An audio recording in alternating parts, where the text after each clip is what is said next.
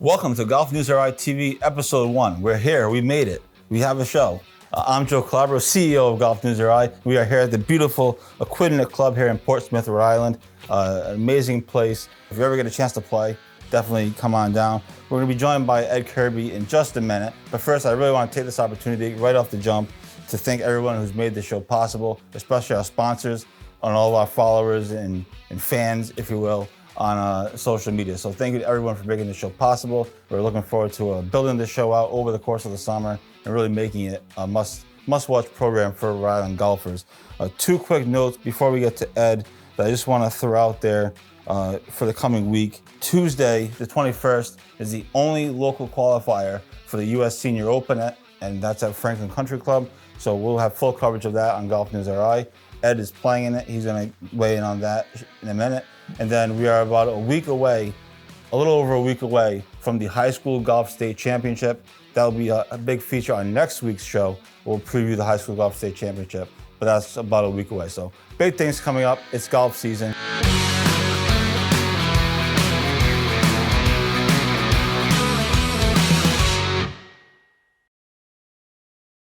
With all that being said, let's get to our guest, the legendary Ed Kirby. Ed, thank you so much for coming on, being our first guest on GolfNewsRI TV, and all your continued support of GolfNewsRI. Thank you. Thank you, Joe. Pleasure to be here.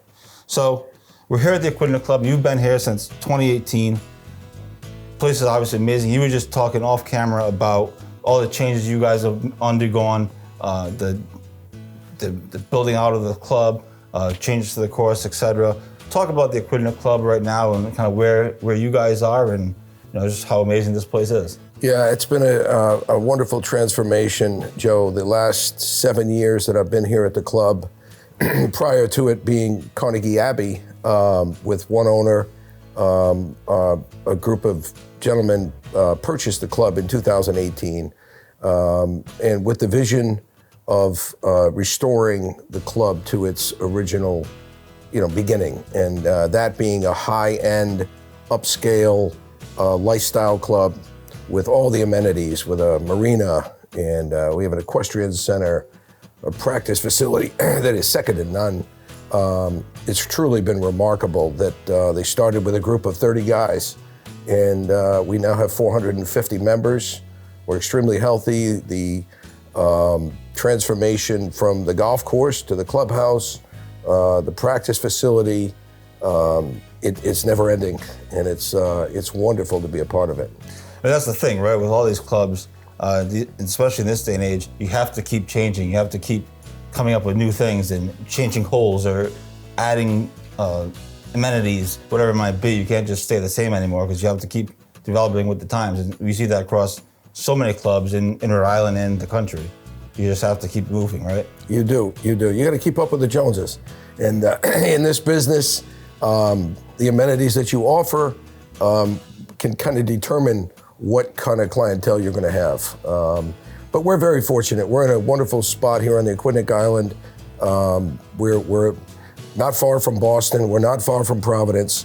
So we attract a group of people, a wider group of people. The demographics are much wider than you would have at a typical country club. So we have members coming in from California, from Texas, from Florida. They come in from everywhere, and it's truly been a remarkable experience for me, anyways, over the last 7 years to be a part of it. We're here with Ed Kirby at the Aquidneck Club. You are the director of instruction now. You give lessons, you hit balls all day. It's tough life. But anytime I mention Ed Kirby or somebody mentions Ed Kirby, one of the first things people say is, "Oh, I remember when he was on the leaderboard of the 1989 U.S. Open at Oakmont. You were tied with Greg Norman, T7, and for 2 rounds. You were tied for 7th going into the weekend." Do you get that? And I might as well just ask you about it. But what was that like? What was that? I mean, obviously that was early in your career, but what was that like at that time? And do you get that? Do you get that from people? I do. Excuse me. It's amazing because it was so long ago, and to look back on it, to think that I was in 7th after 2 rounds of a U.S. Open, and to think about how did I feel? What was it like? But it didn't seem like it was that big a deal at the time because I had goals and I was trying to get on the tour. And my game always fit a U.S. Open because I drove the ball straight. I hit my irons well, and short game was pretty good. And I wasn't the longest hitter, I never have been, but I'm still a very straight driver of the golf ball. And that particular experience, I had the feeling the week prior. And when I got to the tournament, I told someone, I said, I'm going to do something special this week. And it was, you know, you look back on it, my parents were there, my family was there, my friends were there. It was really cool. My college kids, they asked that question a lot. What was it like? And I kind of, 2 years prior, I had made the cut at Olympic, and I got to play with Raymond Floyd in the final round, and he was defending champion. So I kind of been exposed to it. So it didn't seem like it was that big a deal. But now I look back on it, and it was a big deal. You know, I was on TV, and it was national TV. We didn't have cable. We didn't have cell phones. I mean, it was back at a time that, and they only televised on the weekend back then. Right. There was no Golf Channel back then. And there was no Golf Channel, and I was so excited because I knew I was going to get on TV, and I just kept telling everyone, I'm going to get on TV, and I know I look taller when I'm on TV. So that was quite an experience. You ended up finishing tied for 33rd at that U.S. Open. Another big moment recently that I'm so curious about is in 2022, your video went viral of you making the putt to qualify for the senior Open, I believe.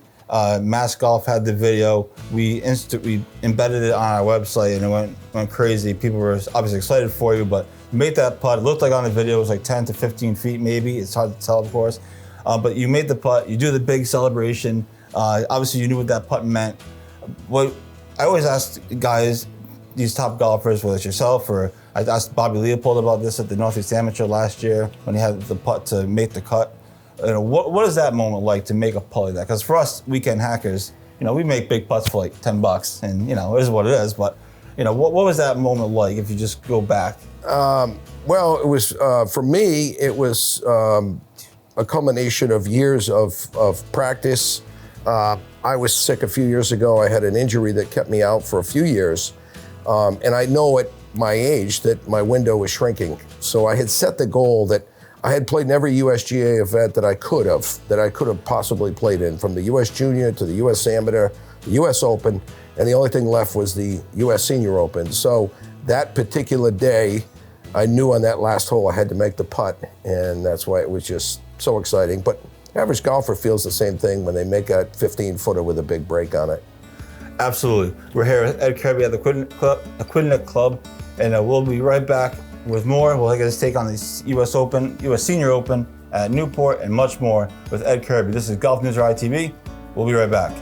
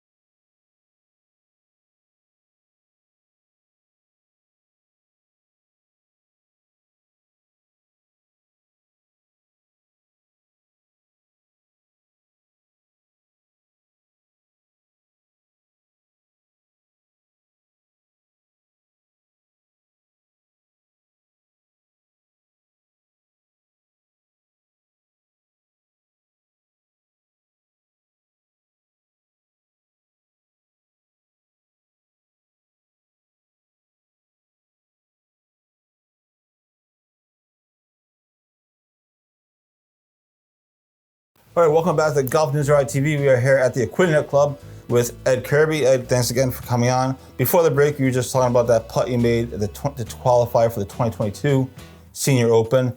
Well, the 2024 Senior Open, of course, is at Newport Country Club at the end of June, one of the biggest events in Rhode Island, history of Rhode Island sports. Certainly the last time major that was there was the Women's Open in 2006, I believe, with Annika Sorenstam winning in a playoff. So obviously you're going to try to qualify. We'll get into that, but to have that event here, to have it at Newport, of course, is a legendary place. What does that mean to yourself and to the Rhode Island community? I think it's fabulous. We had it. It was scheduled in 2020, right? That's right. And unfortunately, COVID came and it was canceled. We weren't sure it was going to come back. Billy Andre and I had played a couple years ago, and he said that it looks like it's going to come back. So when we heard that it was coming back in 24, we're so excited for the state of golf, the state of Rhode Island, just to showcase Newport and to showcase the great players, to show them that we have an amazing facility in Newport Country Club, and having a major event here, it's wonderful. You know, you've qualified for these things before, whether it's PGAs or U.S. Opens. Is this one going to mean a little bit more pressure on you to get in, given you're at home, it's Newport? You know, how much added pressure is there? Well, Joe, I can tell you, pressure comes from within. It doesn't come from outside. People don't pressure me to play well or try to qualify for anything. It's something I want to do. To be able to play in the event and sleep in my own bed and drive 15 minutes to the golf course, I think would be really cool. On top of having the Equinnet members, my friends, my family, be able to come and drive half an hour and watch you play in a major championship is pretty neat. But the qualifier is difficult. They're all difficult. It's one round, 84 players for 2 spots. So we know what we have to do. My goal is to go that day at Franklin and try to make as many birdies as I can, and hopefully not make too many mistakes. But I have been playing well, so I feel confident that I'll have a chance.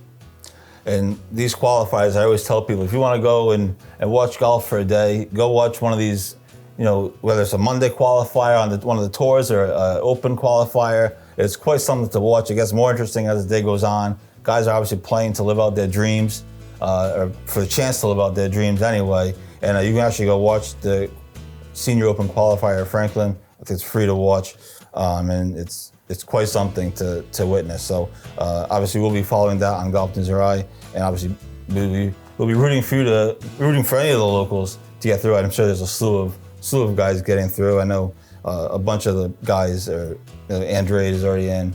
Hopefully Brad Adamonis gets in, and a handful of other guys. So hopefully as many Islanders as possible makes it more fun for me.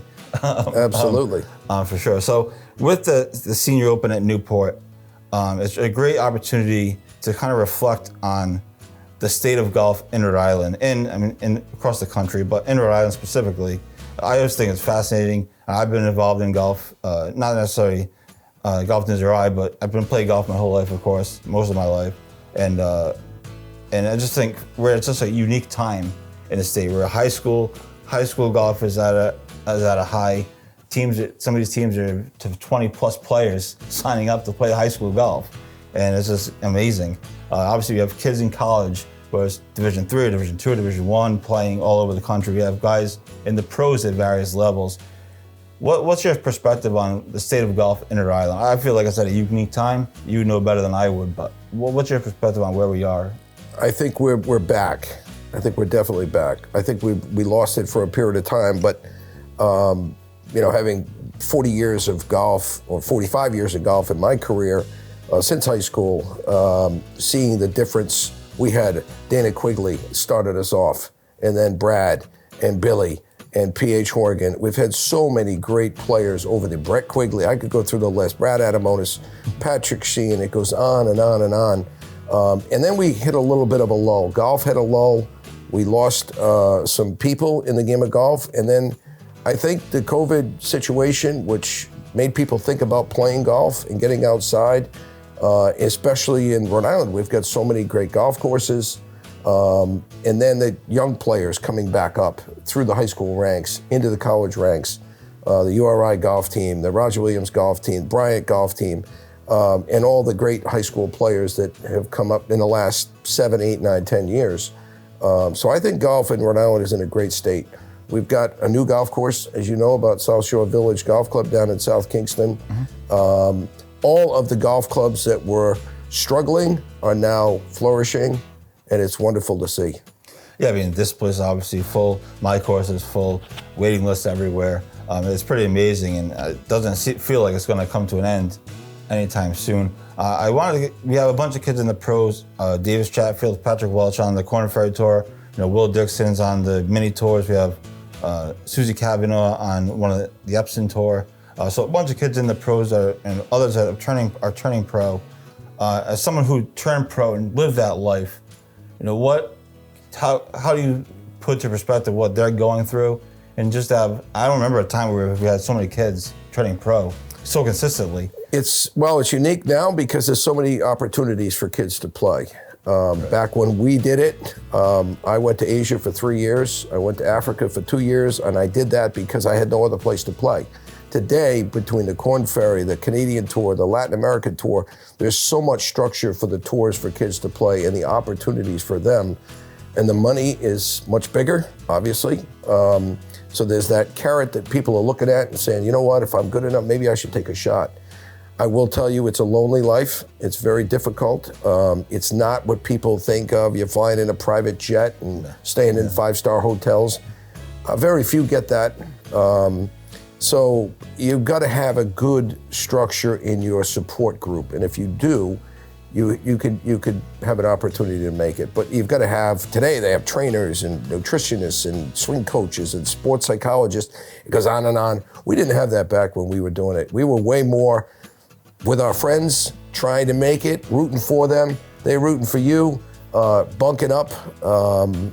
So it's pretty neat to see what opportunities they have today. And I'm happy for it because there's no greater game in the world. Golf is the greatest game.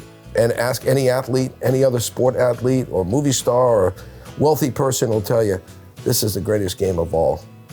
Absolutely. Now, you're also the head coach at Roger Williams. You got the team to the NCAA tournament this year. Just talk about that in the time we have left, what that meant for you, what that meant to the team.